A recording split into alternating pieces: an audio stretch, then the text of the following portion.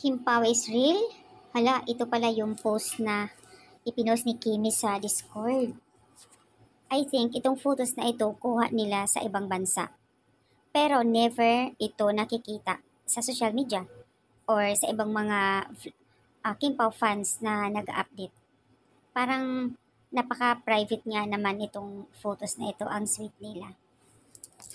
Nag-react ibang mga netizens, kaya minsan lang sila magpapaayuda dahil nilalabas nilang exclusive nilang. Sabi nga nila, respect biggest respect. Mahirap bang i-memorize yan as a content creator? Dapat alam natin ang boundaries natin.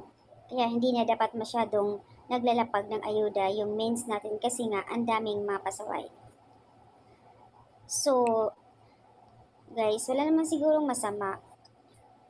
There are ended or some picture Kim Pao always together forever. Kami happy kami na may mga ganito. Nakakatuwa din kasi isipin na may mga photos sila na secret na parang na-surprise ang ibang mga Kim Pao fans. O diba? Ito na nga, sabi wag nyo ilabas kung may rules sa Discord, dapat wag ilabas.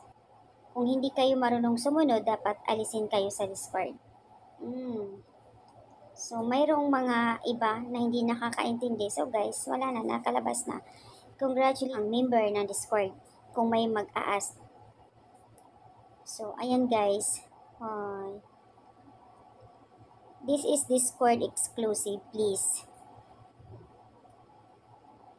Pag ito'y wala na guys, na-post na to lahat. Yung iba, pabor, yung iba, hindi.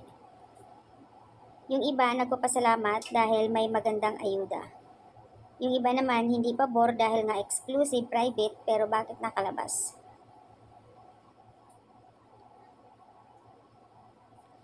Isa ito sa mga halimbawang mga fans na hindi marunong nakakaintindi salitang Discord exclusive. For call out ang talaga ng gusto ninyo, no? Ang hina naman. Isa naman nag-comment, pero happy kami.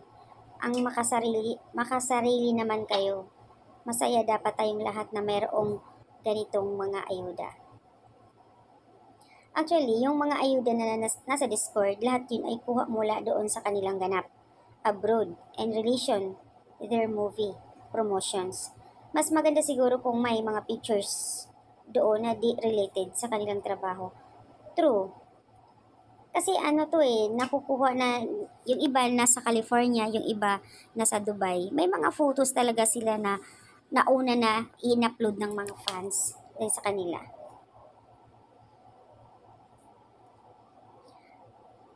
Kaya wag naman din kayo magalit ayon sa comment ng iba kung nai-upload na ito kasi